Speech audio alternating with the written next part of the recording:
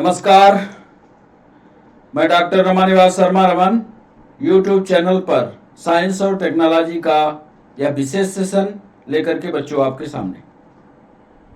सभी बच्चों का, सभी लर्नर्स का, सभी व्यूअर्स का बहुत बहुत स्वागत है हमारे इस चैनल पर। आज का डिस्कशन थ्योरेटिकल हमारा बोन जॉइंट्स पर है। कॉम्पिटिटिव एग्जाम में बहुत सारे सवाल बोन जॉइंट्स पर पूछे जाते हैं। कैसे सवाल पूछता है यह तय करने के लिए आज हमने सिर्फ और सिर्फ थ्योरेटिकल डिस्कशन करने का फैसला किया। कई बच्चों ने हमारे पास मैसेज किया था कि बोन्स तो आपने पढ़ाया पर बोन जॉइंट्स नहीं हो पाया है, इसलिए पूरा आज सेशन जो है बोन जॉइंट्स को हमने दिया है। बोन जॉइंट्स कितने प्रकार के होते हैं ये पूरी जानकारी, बोन जॉइंट्स के डिसऑर्डर्स कौन से होते हैं ये पूरी जानकारी आज इस पूरे सेशन में होगी।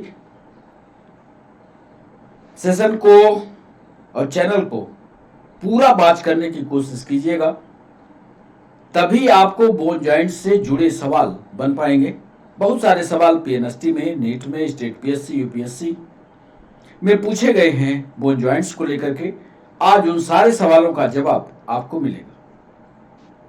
सेशन की शुरुआत करें उसके पहले आपको बताते चले कि चैनल को सब्सक्राइब करना, चैनल को लाइक करना और चैनल को शेयर करना आपका काम है।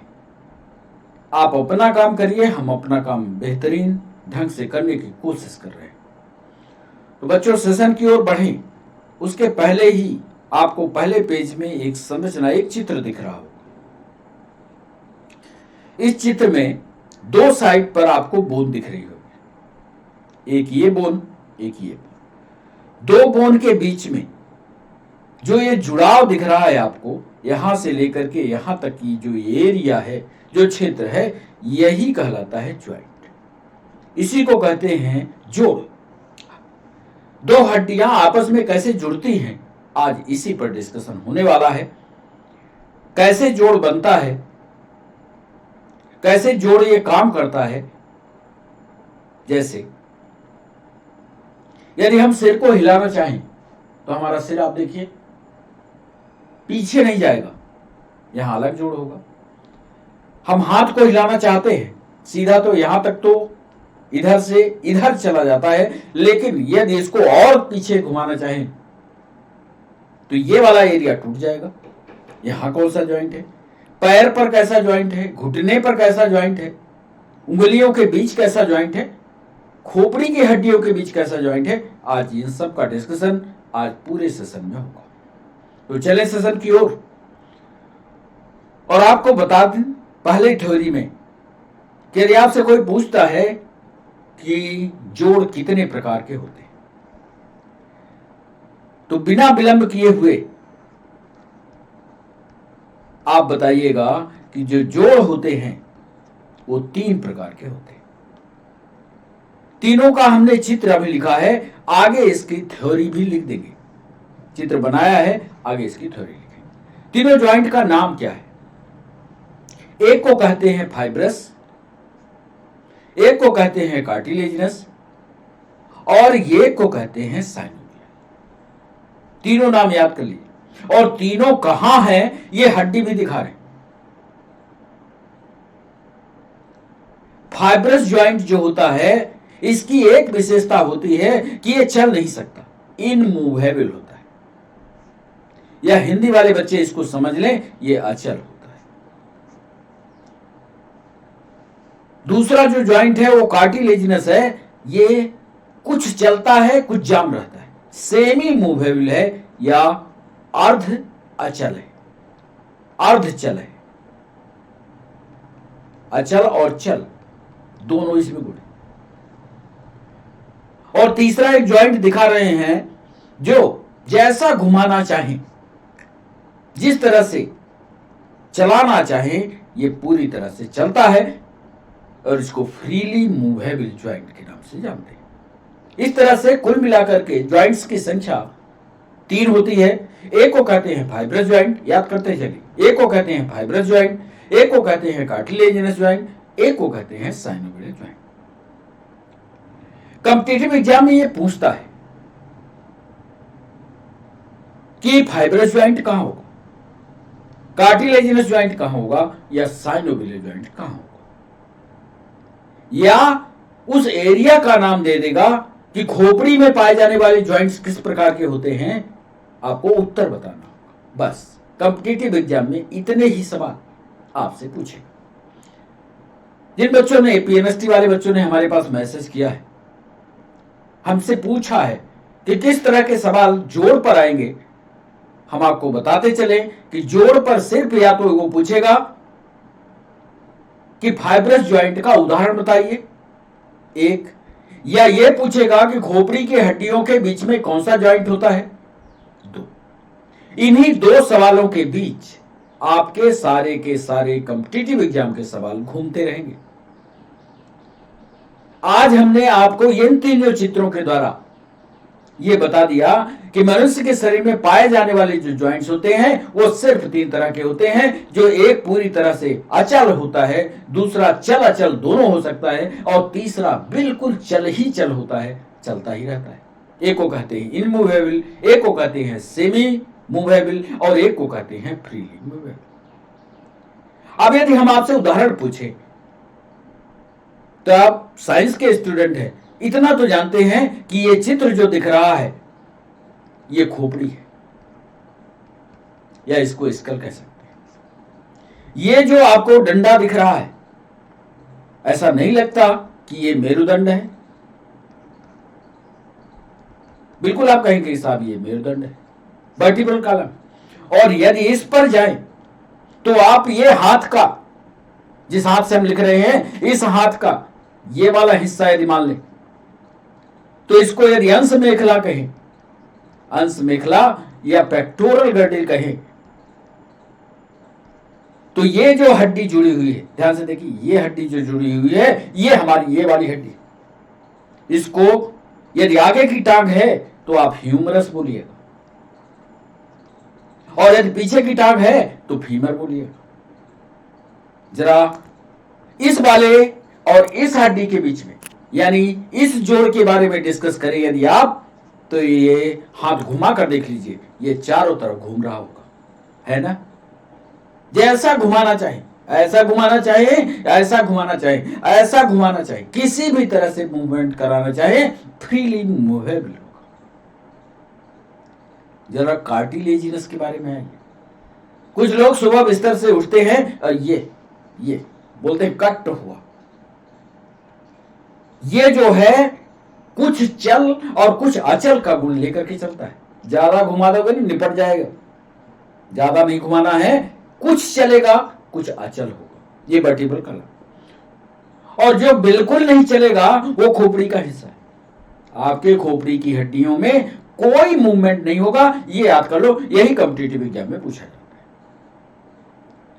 अब आप उत्तर दे लोगे कि फाइब्रस ज्वाइंट क्या होता है, कार्टिलेजिनस ज्वाइंट क्या होता है, साइनोवियल ज्वाइंट क्या होता है। चलते हैं आगे, एक इंट्रोडक्टरी आइडिया ज्वाइंट्स के बारे में जो यूपीएससी में अक्सर पूछता है, अक्सर उस पर नोट्स लिखवाता है, और जो पीएनएसटी की नीट की परीक्षा दे रहे हैं उनके लिए बहुत आधार स्तंभ पॉइंट होंगे। जरा इनको समझने की कोशिश करिएगा। पहला पॉइंट लिख रहे हैं कि जो ज्वाइंट हैं इनका काम क्या होता है। ज्वाइंट्स यानी जोड़ हर प्रकार के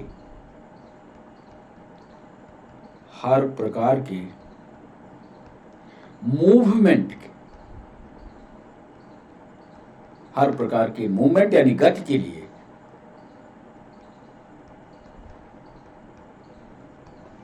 आवश्यक होते हैं।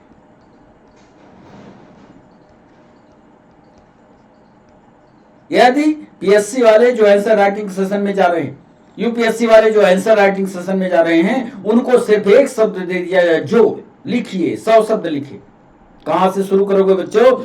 ज्वाइंट्स हर प्रकार के मूवमेंट के लिए आवश्यक है। मान लीजिए जोड़ ना होता तो आप बस ऐसे सीधे खड़े होते, ऐसे ऐसे जैसे कार्टून चलते हैं, उसी तरह से चल रहे होते। आपका हाथ पैर नहीं हिलता होता और आप कोई चीज उठा नहीं पाते, क्या उठा लेते? इसलिए ज्वाइंट हर प्रकार के मूवमेंट के लिए बहुत जरूरी है। अब ये मूवमेंट तो हुआ, सहयोग किसका लगा? दूसरे पॉइंट पर लिखिएगा,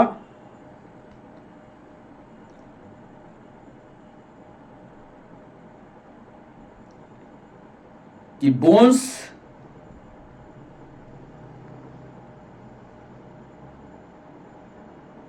हर प्रकार के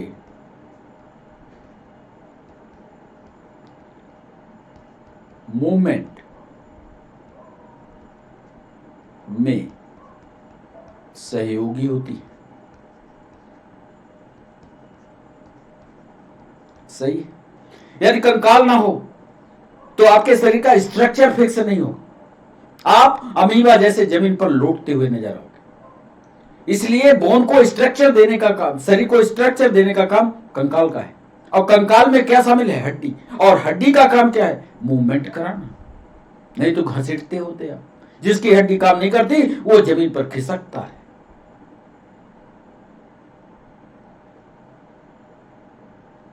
लोकोमोटिव मूवमेंट करे, मान लीजिए आप एक स्थान से दूसरे स्थान की ओर जाते हैं, इन केस दुर्भाग्यवश पैरालाइज हो गए, पैर काम नहीं कर रहा है, तो क्या आप चल पाएंगे? नहीं चल पाते, आप घसीटते हैं। तो बोन्स हर प्रकार के मूवमेंट में सहयोगी है। तीसरा, एक महत्वपूर्ण पॉइंट जो नीट में पूछा गया कि ज्वाइंट्स होते क्या है, परिभाषा क्या है? तो ज्वाइंट्स याद करिएगा, पीएससी प्री में, पीएससी मेंस में एक ज्वाइंट्स की परिभाषा पूछी गई 5 नंबर की। ज्वाइंट्स क्या होते हैं? ज्वाइंट्स हड्डी यानी बोन्स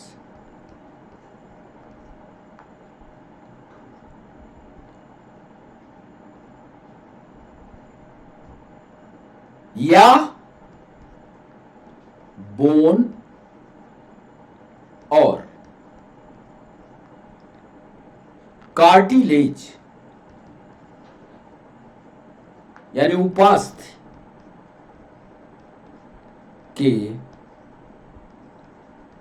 बीच का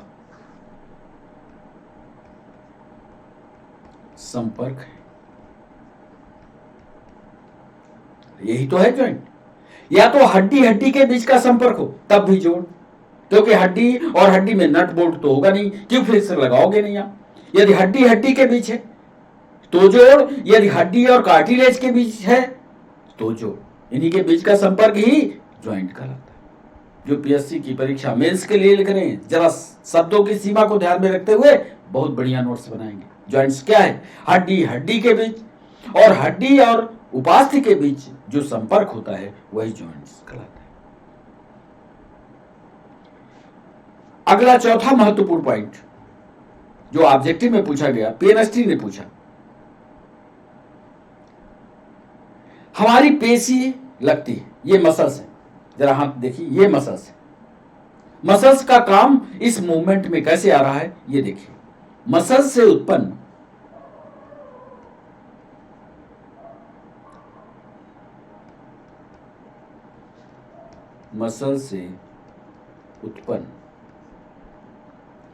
फोर्स का उपयोग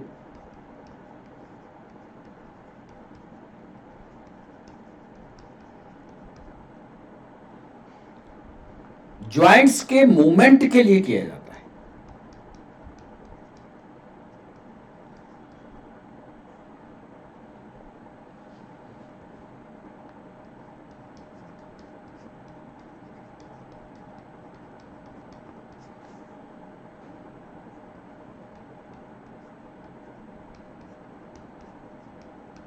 एक सवाल में पूछा था कि ये ज्वाइंट्स किसके द्वारा उत्पन्न बल के द्वारा चलते हैं। कई चीजें थी और बड़ा इंपॉर्टेंट सवाल था। आपको यह बताना है कि मसल्स में ही ताकत होती है। हम दिखाते हैं तो किसको? ये मसल्स। ये जो मसल्स में जो बल उत्पन्न होता है यही हड्डियों के मूवमेंट को करवाता है।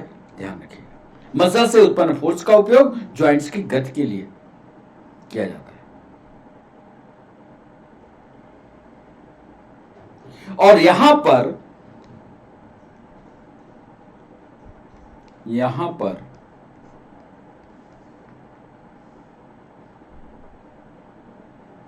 जॉइंट्स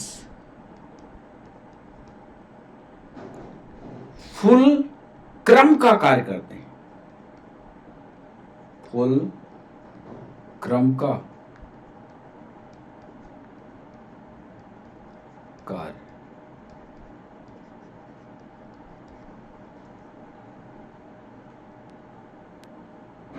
पश्चिमा महत्वपूर्ण पॉइंट, ऐसा नहीं है कि इस पर किसी भी फैक्टर का प्रभाव नहीं पड़ता। पश्चिमी पॉइंट पर लिखिएगा कि विभिन्न फैक्टर्स, विभिन्न कारक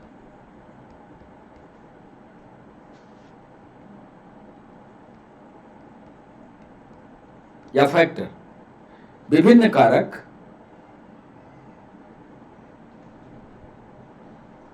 पर निर्भर होने के कारण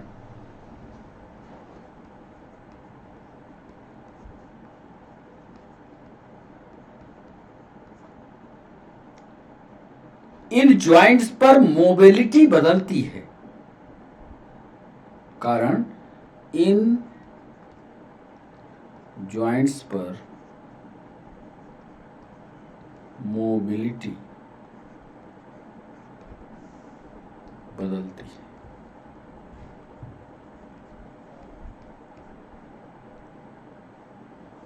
और छठवां अंतिम इंट्रोडक्टरी पॉइंट कि ज्वाइंट्स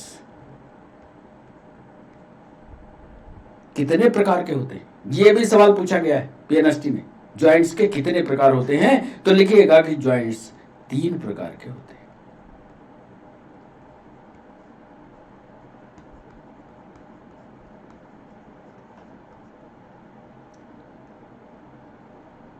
जैसे इधर याद कर लीजिए, फाइब्रस, कार्टिलेजिनस, साइनोवियल।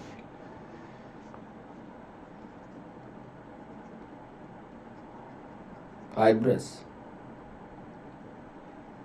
कार्टिलेजिनस,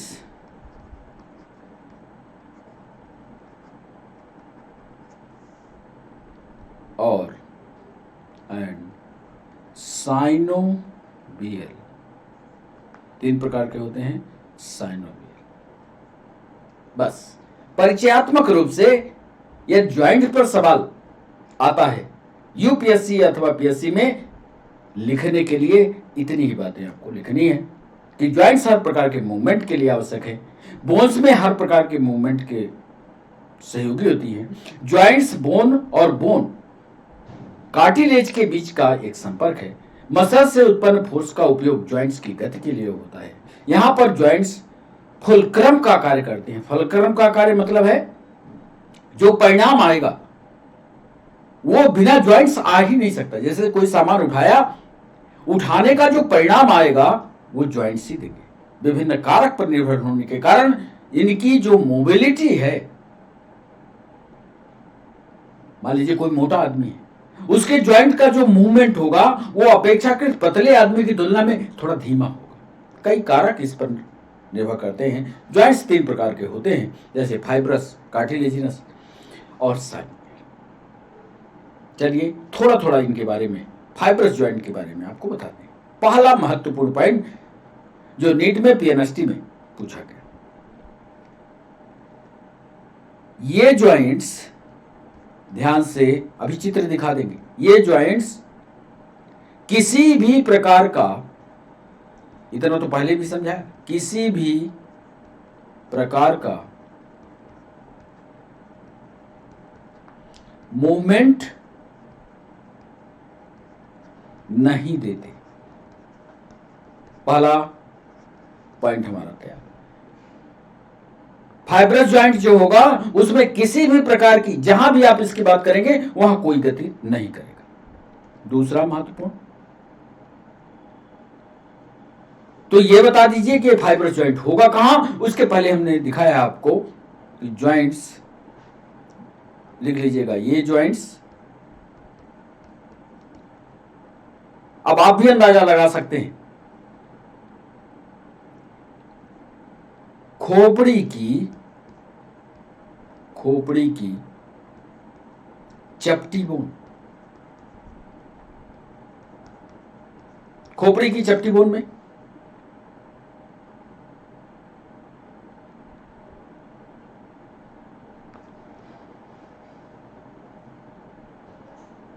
खोपड़ी की चपटी बोन को फाइब्रस कनेक्टिव टिश्यू की सहायता से, फाइब्रस कनेक्टिव टिश्यू की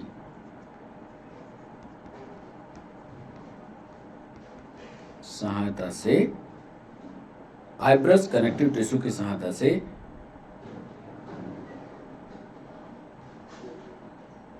एक संरचना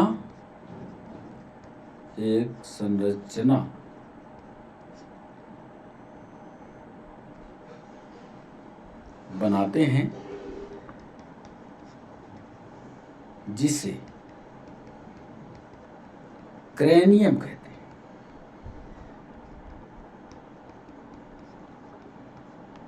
ये जो खोपड़ी जिसके अंदर दिमाग बंद होता है, इसके चारों तरफ जितनी भी बोन लगी होती है वो सारी की सारी चपटी होती है, और प्रत्येक चपटी बोन फाइब्रस जॉइंट से जुड़ी होती है, अर्थात ये चलता नहीं। फाइब्रस संयोजी ऊतक है, फाइबर के आकार के संयोजी ऊतक होते हैं। टिश्यू पर हमारे बहुत सारे जानकारी हमने इसके टिश्यू वाले चैप्टर में दी है। तो ये जॉइंट्स खोपड़ी की चपटी बोन को फाइब्रस कनेक्टिव टिश्यू की सहायता से एक संरचना बनाते हैं जिसे क्रेनियम कहते हैं। इसी के अंदर दिमाग बंद होता है। अब फाइब्रस जॉइंट का उदाहरण यदि देखा जाए तो इसका उदाहरण ये लिख सकते हैं कि ये जोड़ जो है, ये जोड़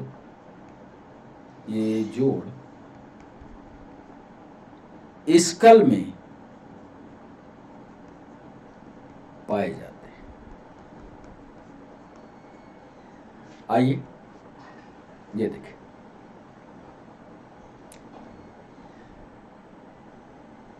ये हमारे खोपड़ी का ये हिस्सा, ध्यान से देखिए, ये यहां से तो ये जबड़े वाला हिस्सा है, देख रहे हैं।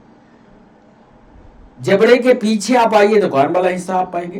कान वाले हिस्से के पास दो हड्डियां जो ये आपस में जुड़ती हैं, ध्यान से देखो, ये पतली रेखा, ये पतली रेखा, ये पतली रेखा, जितनी हड्डियां जुड़ी हैं ध्यान से देख लो, ये पतली रेखा, ये पतली रेखा, ये आपस में फाइब्रस कनेक्टिव टिश्यू के द्वारा जुड़ी हुई हैं। इस चित्र को हमने आगे विस्तार से दिखा दिया कि ये सुट्यूर कहलाता है। यही मेन टांका होता है, और इसी टांके के से ये हड्डियों की लाइन चली जाती है। ये देखो, हड्डी का रूप ये है, ये इतनी अलग हड्डी है, इतनी अलग हड्डी है, इतनी अलग हड्डी है। ये तीनों हड्डियां किस तरह से जुड़ी हैं, एक सुट्यूर टांका लगा दिया और यही टांका इधर से इधर खिंच जाता है। और ये होता क्या है, डेंस फाइब्रस कनेक्टिव टिश्यू, गाढ़ा है, भारी है, और ये संयोजी ऊतक एक दूसरे को खींच करके बांध के रखता है।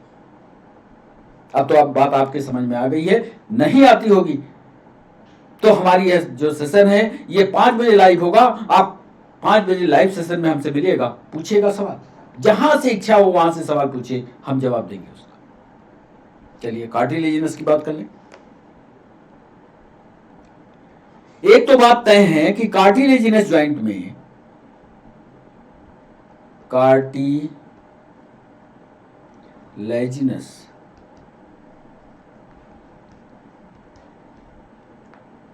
ज्वाइंट में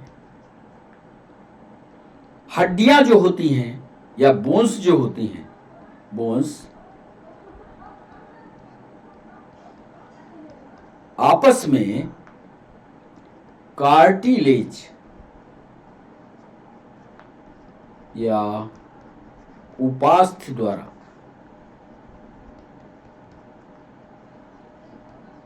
जुड़ी होती है। ये ऑब्जेक्टिव का सवाल हो सकता है। वहां तो टाका लग गया, लेकिन यहां पर एक हड्डी का छोटा रूप है, कार्टिलेज जो है वो हड्डी का थोड़ा कम विकसित रूप है। कार्टिलेजिनस ज्वाइंट में बोन्स जो होती हैं आपस में एक पतली पट्टी के द्वारा जुड़ती हैं, ये कहलाता है कार्टिलेजिनस ज्वाइंट।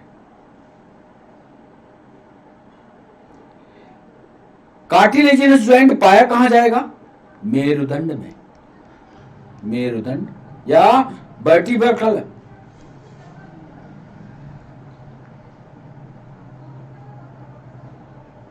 जो कशेरुकाएं होती हैं, जो कशेरुकाएं होती हैं, उनमें अभी चित्र दिखा देंगे, उनमें इसी प्रकार के ज्वाइंट्स पाए जाते हैं। जो कशेरुकाएं होंगी उनमें इसी तरह के, वर्टिब्रल कॉलम में जो कशेरुकाएं होंगी उनमें इसी प्रकार के ज्वाइंट्स पाए जाते हैं। इनकी विशेषता सिर्फ एक है, इनमें सीमित गति होती है, सीमित गति पाई जाती है। बस 3 पॉइंट पाई जाती है। 3 पॉइंट ही आपको लिखना है कि कार्टिलेजिनस ज्वाइंट में जो हड्डियां होती हैं, मान लीजिए एक हड्डी ए है, ये हड्डी बी है, हड्डी ये जो है आपस में कार्टिलेज के द्वारा जुड़ जाएंगी, और जब कार्टिलेज के द्वारा जुड़ती हैं तो इसको कार्टिलेजिनस ज्वाइंट कहते हैं। इसमें विशेषता यह है कि हमने कहा कि कार्टिलेज जो होता है वो अविकसित रूप है बोन्स का, तो इसमें थोड़ा सा मूवमेंट जरूर, इसमें सीमित गति पाई जाती है। यदि उस गति से आप ज्यादा चले गए तो फिर हमेशा के लिए वो खराब। तो एक सीमित मूवमेंट जो है कार्टिलेजिनस ज्वाइंट में पाया जाता है। किस में पाया जाता है? वर्टिब्रल कॉलम में पाया जाता है, और ये उदाहरण उसके लिए। ये देखिए, ये रीढ़ की हड्डियां, स्टर्नम वाला हिस्सा, ये स्टर्नम सामने है, सामने आप देख रहे होंगे, ये सामने वाला हिस्सा जो सीने के बिल्कुल बीच में होता है वो स्टर्नम। स्टर्नम से जुड़ी हुई पसलियां, पसलियों के और स्टर्नम के बीच का जोड़ जो होता है,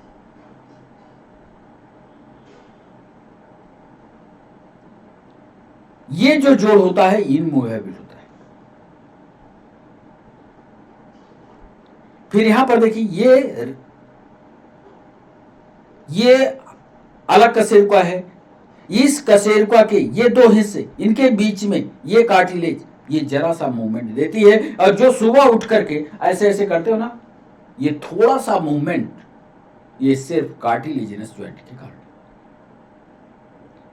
इसके अलावा प्यूबिक सिम्फाइसिस की जो रचना होती है महिलाओं में ज्यादातर होती है, क्योंकि महिलाओं को बच्चे को बाहर निकालना होता है, इसलिए ये वाली बूंद में थोड़ा सा ज्वाइंट पाया जाता है। जब बच्चा बाहर निकलता है तो ये जोड़ फैल जाता है, बच्चा आराम से निकलता है। इनके बीच में जो कार्टिलेज लगता है वो हेलाइन कार्टिलेज होता है, इसको आप पढ़िए। हेलाइन कार्टिलेज के द्वारा हड्डी हड्डी से जुड़ते हैं, और यही हेलाइन कार्टिलेज इसके मूवमेंट के लिए जरूरी है। साइनोवियल की बात कर लें तो जितना आपके कॉम्पिटिटिव एग्जाम में पूछा जाएगा उन सारी बिंदुओं पर हम प्रकाश डाले दे रहे हैं।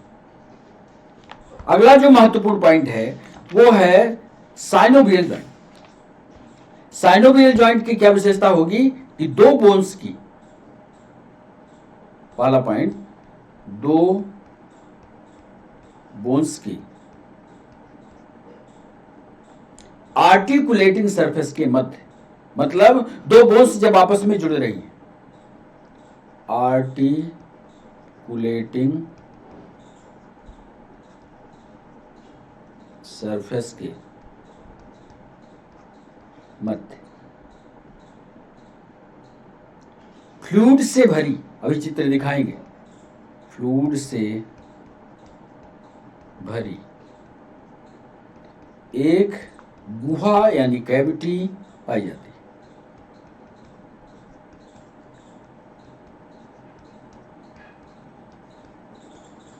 जिसे साइनोवियल कैविटी कहते हैं।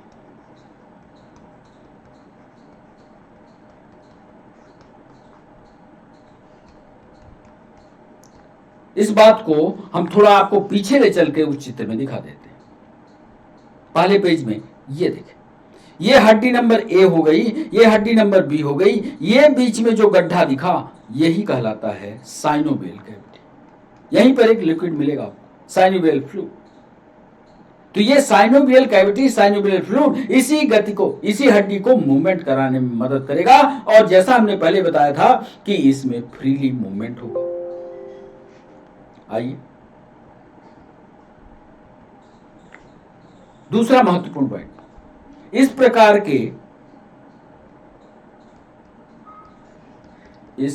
के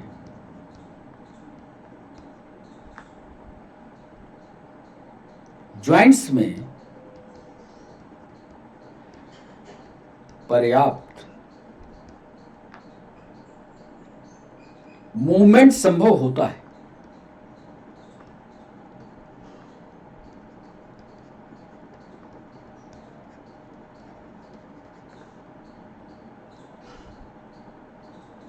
और तीसरा लिख लीजिएगा कि ये जॉइंट्स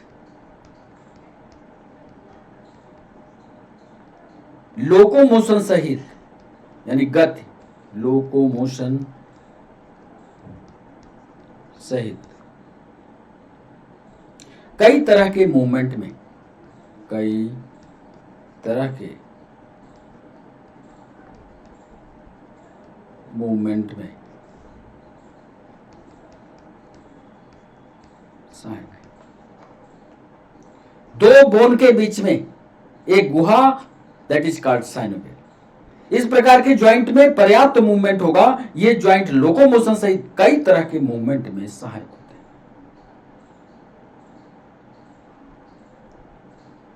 कितने प्रकार के होते हैं? इनके कई प्रकार हैं। चौथे पॉइंट में लिखिएगा, इनके 6 प्रकार होते हैं। इनके कई प्रकार हैं। जैसे एक को कहते हैं बॉल एंड सॉकेट, एक को कहते हैं हिंज, HINGH, हिंज ज्वाइंट, एक को कहते हैं पीवट ज्वाइंट, एक को कहते हैं ग्लाइंडिंग ज्वाइंट,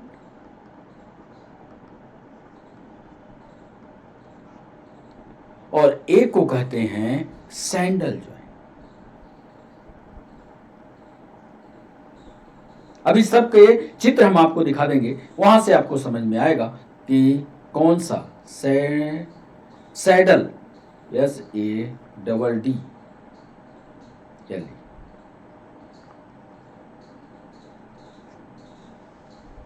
इसमें कई प्रकार, बॉल एंड सॉकेट है, हिंज है, पीवट है, ग्लाइंडिंग है, सैडल है, और आगे जो इसके चित्र हैं ये हम आपको समझाते हैं।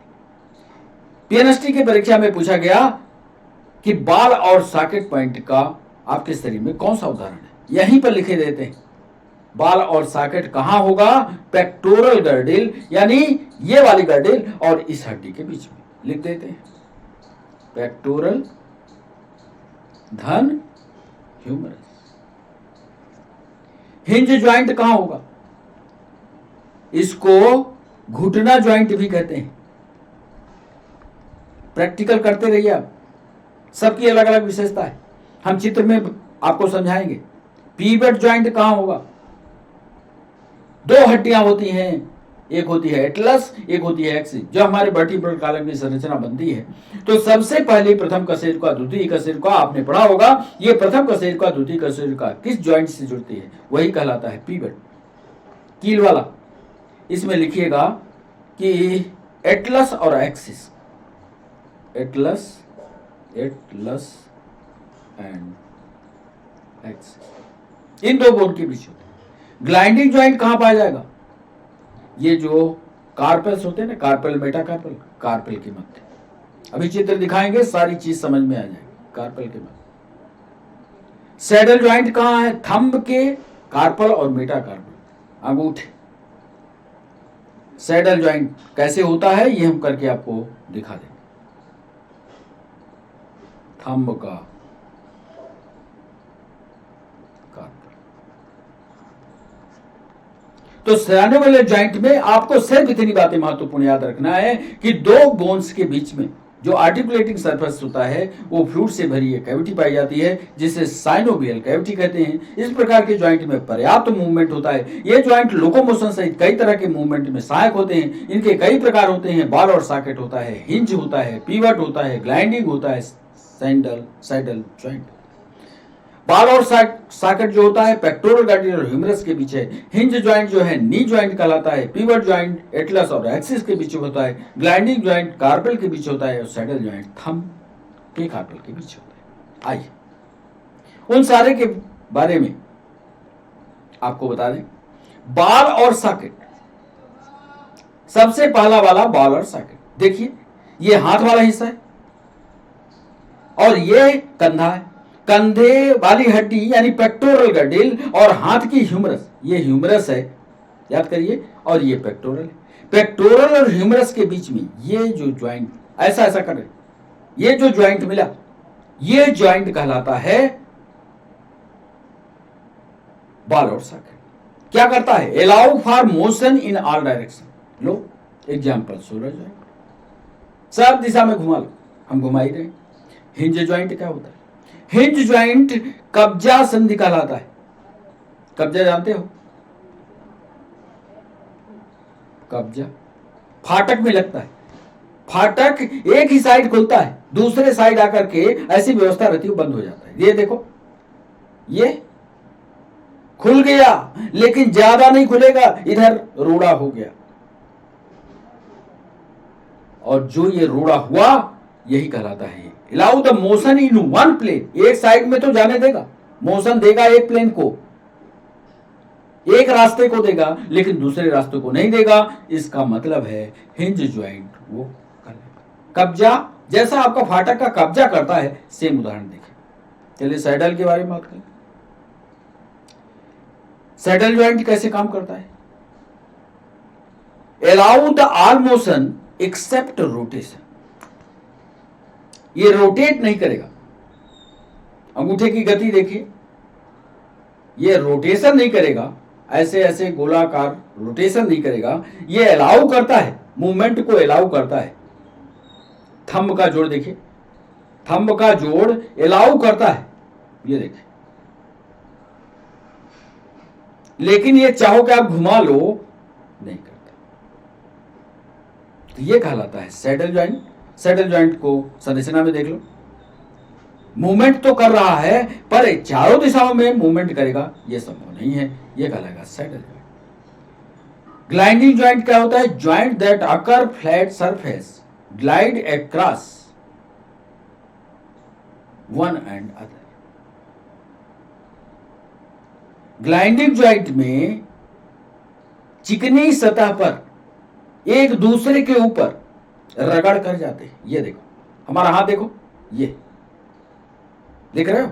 यहां की जो बोन होती है देखो, एक दूसरे के ऊपर चढ़ती होगी उतरती होगी, चढ़ती होगी उतरती, यहां देखना, चढ़ती होगी उतरती होगी, ग्लाइंड करती है, that is gliding joint. Example इसका क्या है? स्क्लेविकल और स्कैपुला। ये क्लेविकल बोन होती है और स्कैपुला के बीच में जो जोड़ होता है, ये देखो,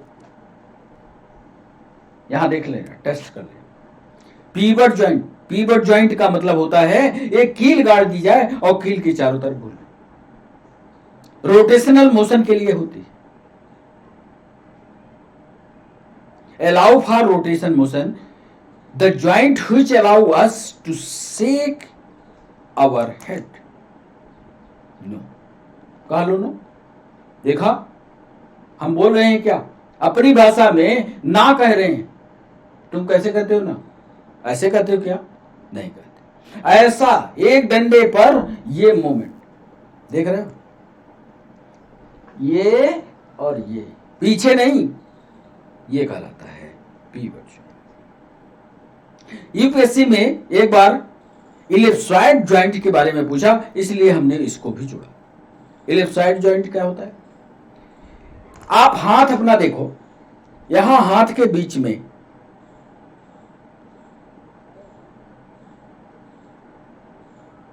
हाथ से आगे, मतलब इस रिस्ट वाली एरिया में पहुंच गए।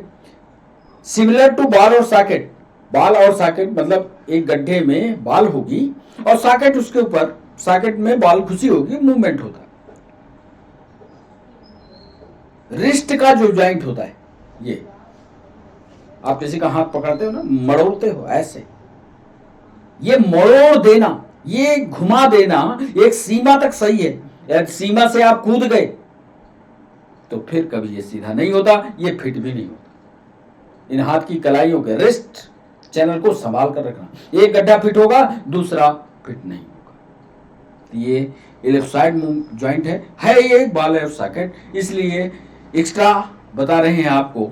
इलिप्सॉइड जॉइंट भी कभी कभी पूछा जाता है, पर यदि सही ईमानदारी से देखा जाए तो 1, 2, 3 और 4 और 5, कुल मिलाकर के 5 ही ज्वाइंट पाए जाते हैं। फिर ईमानदारी से देख लो चित्र को, कहां होगा ये याद कर लो, ये पन्ना याद कर लो। तब परीक्षा में यदि कॉम्पिटिटिव एग्जाम में पूछता है तो बड़े आराम से जवाब दोगे। आपको बाल और सॉकेट का, हिंज का, सैडल का, प्लेन का, पिवट का। तो इस तरह से ये ज्वाइंट, और इतने के अंदर ही आपसे सवाल कॉम्पिटिटिव एग्जाम में पूछा जाएगा। एक सवाल हम अभी देख रहे थे, यूनिवर्सिटी में पूछा है कि इन हड्डियों से जुड़े हुए कौन कौन से रोग हैं, इनके ज्वाइंट्स में कौन कौन से रोग हैं, वो भी हम चाहते हैं कि आपको जल्दी से बता दें। इसमें कुल मिलाकर के 6 प्रकार के रोग हैं। एक है मिस्थेनिया ग्रेविस, याद कर लीजिएगा, यूनिवर्सिटी में जरूर पूछा है, नीट में भी पूछा है। मया स्थेनिया ग्रेविस, एक रोग ये है। दूसरा रोग है मस्कुलर डिस्ट्रोफी, ये सब कुछ आपने नाम सुना है, मस्कुलर डिस्ट्रोफी। तीसरा रोग है टिटेनी,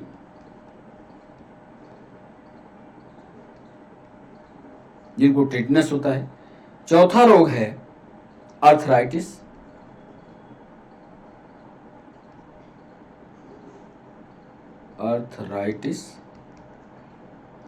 पांचवा रोग है ऑस्टियोपोरोसिस।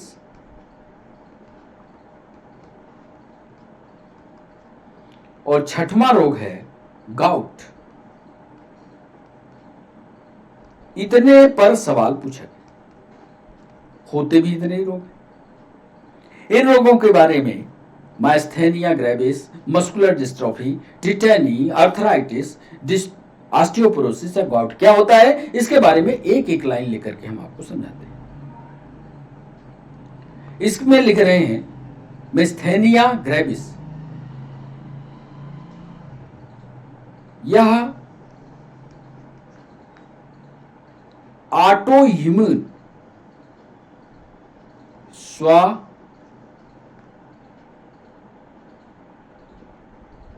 प्रतिरक्षी ऑटो इम्यून रोग है, मतलब प्रतिरक्षा से जुड़ा हुआ, जो प्रतिरक्षा करनी चाहिए और नहीं कर पाता, मिस्थेनिया ग्रेविस के नाम जाना जाएगा। जो न्यूरोमस्कुलर जंक्शन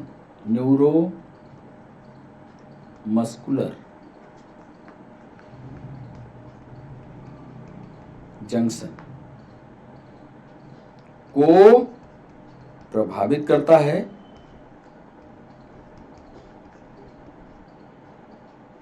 इसमें होता क्या है,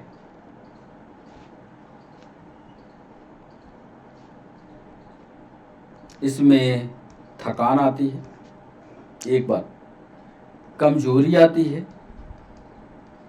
थकान, कमजोरी, और जिसमें कंकाली पेशियां जो होती हैं, कंकाली पेशियां, अभी चित्र दिखाएंगे समझ जाओगे, कंकाली पेशियां पैरालाइज हो जाती है, पैरालाइज।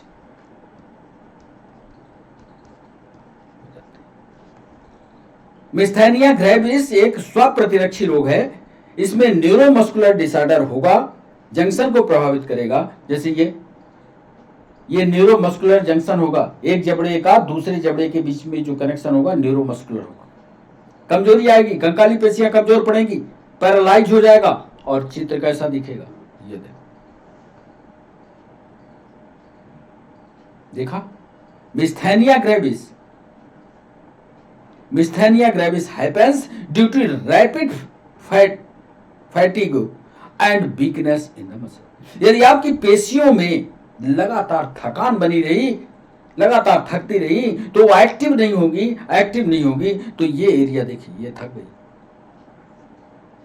थकने के कारण ये ओट का हिस्सा एक तरफ दब जाता है। यदि ऐसा किसी बच्चे में दिखता है तो आप समझ लीजिएगा मिस्थैनिया ग्रेविस।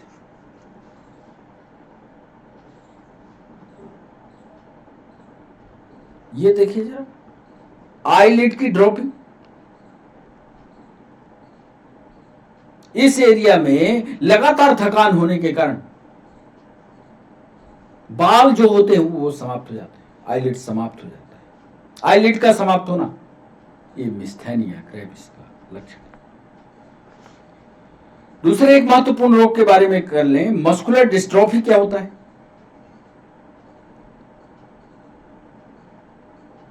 इसमें कंकालीय पेशियां, इसमें कंकालीय पेशियां, स्केलेटल मसल धीरे धीरे समाप्त होती जाती है, धीरे धीरे समाप्त होती जाती हैं।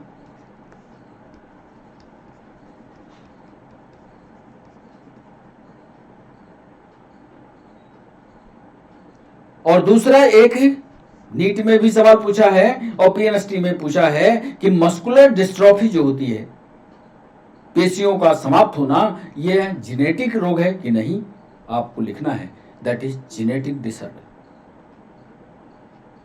यह जेनेटिक डिसऑर्डर।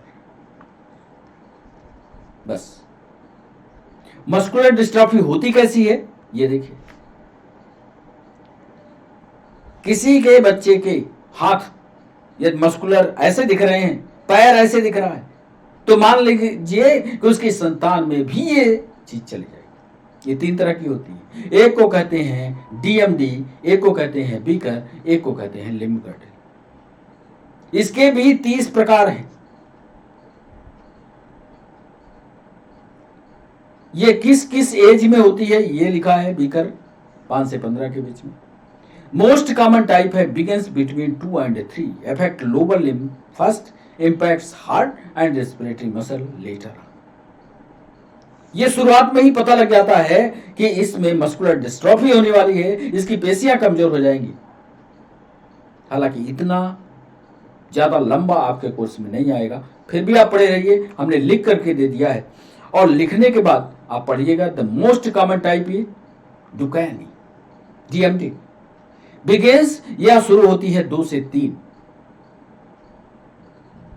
साल का जब बच्चा होता है तब ये शुरू हो जाती है। इफेक्ट लोअर लिम्ब फर्स्ट, सबसे पहले ये नीचे वाले पैरों को ही प्रभावित करेगी। देखिए इसका, इस बच्चे का पैर देखिए, देखिए ये पैर स्वस्थ है, इस पैर की हालत देखिए, इसमें मस्कुलर डिस्ट्रॉफी हो गई, पैर कमजोर हो गया, दुबला हो गया, ऐसा ये दिखता है, तो आप समझ लीजिए ये मस्कुलर डिस्ट्रॉफी में चला गया।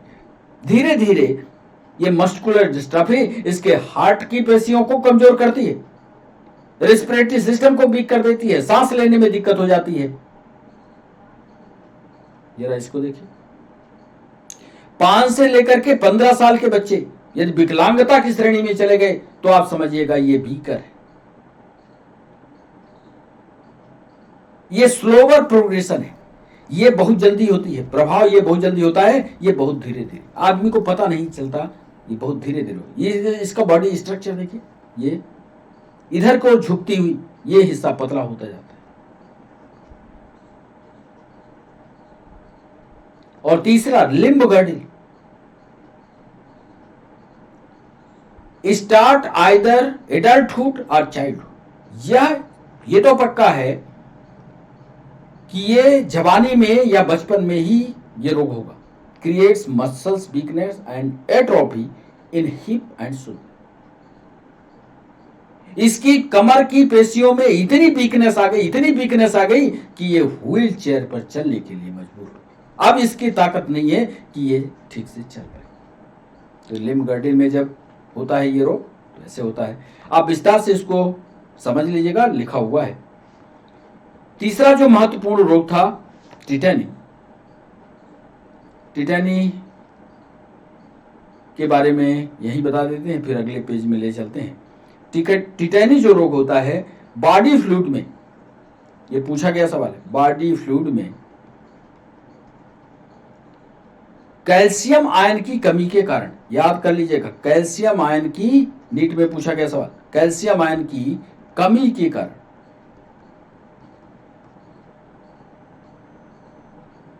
मसल्स जो होती हैं या पेशियां जो होती है उसमें जैसे स्प्रिंग को खींचते हैं उसमें अकड़ आ जाती है, पेशियों में अकड़ आती है, पेशियों में अकड़ आती है। देखिए जरा चित्र का, ये देखिए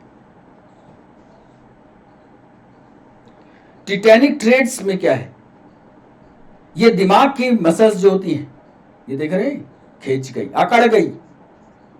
ये जबड़े की पेशियां जो हैं ये अकड़ गई, चेहरा कुछ ऐसा हो गया, जबड़ा लाख हो गया, शरीर इस तरह से अकड़ हो गया। ये टिटेनिक ट्रेड्स के ये लक्षण। सभी शरीर की पेशियां अचानक अकड़ जाती हैं। इनके निचले जबड़े में इतनी अकड़ हो जाती है कि ये जबड़े से अब ये बंदा मुंह नहीं खोल पाएगा। तो इसको विस्तार से पढ़िएगा, ये इसी पर आपसे जानकारी पूछी जाएगी, तो आप इसको ये बताइए। अब हम बात कर लेते हैं अर्थराइटिस की।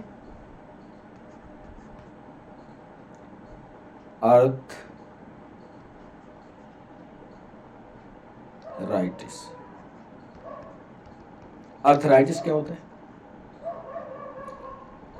अर्थराइटिस की एक विशेषता है कि जितने आपके शरीर के जोड़, ये देखिए, ये जोड़ है, यहां जोड़ है, ये जोड़ है, ये जोड़ है, जितने भी जोड़ हैं, जब लिख लीजिएगा, जब जोड़ों में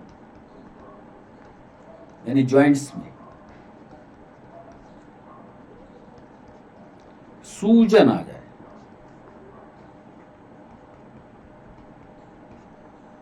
जब जॉइंट्स में सूजन आ जाए तो उसे अर्थराइटिस कहते हैं। ये तो कॉमन रोग है, अक्सर आप लोगों के आसपास ऐसे लोग मिल जाएंगे। चलिए हम आपको दिखा देते हैं कि अर्थराइटिस कैसे। ये देखिए, ये जो जोड़ वाला एरिया है, इस हाथ में देखिए, ये जो जोड़ वाला एरिया है, इस जोड़ वाले एरिया में सूजन हो गया,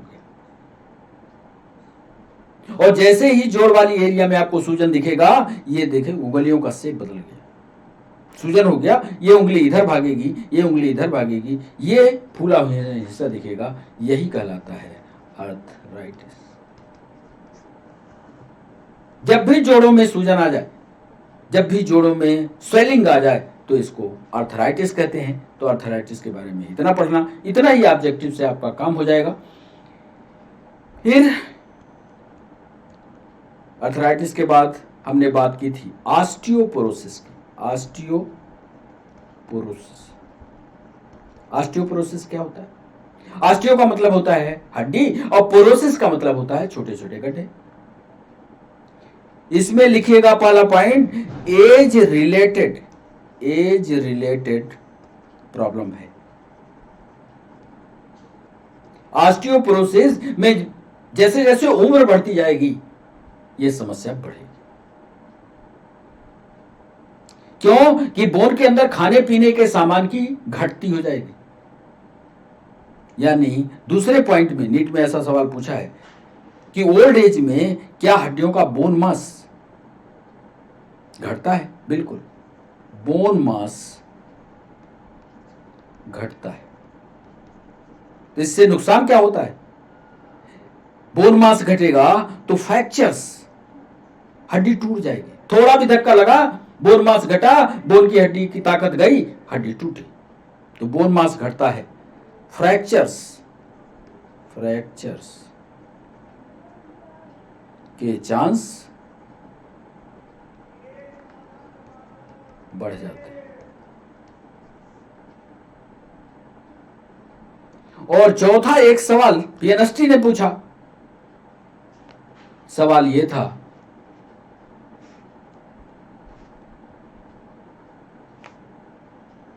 कि यह किस हार्मोन की कमी के कारण होता है। इस हार्मोन को जिंदा रखिएगा, नहीं तो एस्ट्रोजन की हार्मोन की कमी हुई तो आपके शरीर में ऑस्टियोपोरोसिस हो जाएगी। लिख लीजिएगा, एस्ट्रोजन हार्मोन, एस्ट्रोजन हार्मोन की कमी से तो ये ऑस्टियोपोरोसिस होगी, आर्थराइटिस होगी। अब एक अंतिम, जरा इसको आपको दिखा दें, ऑस्टियोपोरोसिस। ये देखिए, ऑस्टियोपोरोसिस में ये सामान्य बोन में इस तरह के कनेक्टिव टिश्यू, सघन कनेक्टिव टिश्यू कॉम्प्लेक्स जुड़ी हुई अवस्था में पाए जाते हैं। तो ये नॉर्मल बोन है। लेकिन यहां पर देखिए तो जरा जरा ये गड्ढे पाए जाते हैं। मतलब ये जाल जो है घटता गया, और जाल का इस तरह से घटना ये बोन मास में कमी कहलाता है। और जब ये छेद इस तरह की गंभीर अवस्था में दिखे तो इसको ऑस्टियोपोरोसिस कहते हैं, हड्डी कमजोर। और इसके लिए जिम्मेदारी ये यहां दिखा रहे हैं घुटने में, और इसके लिए जिम्मेदार हार्मोन एस्ट्रोजन है। याद रखिएगा, एस्ट्रोजन को आपको सही रखना। अंतिम रोग पर डिस्कशन कर दें।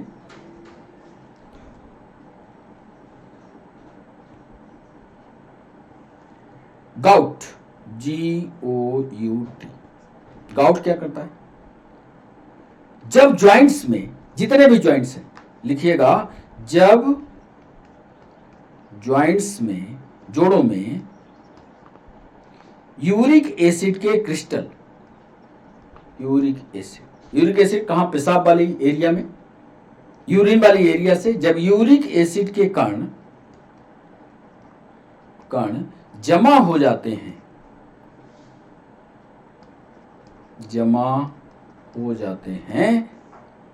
तो जॉइंट्स में सूजन आ जाती है।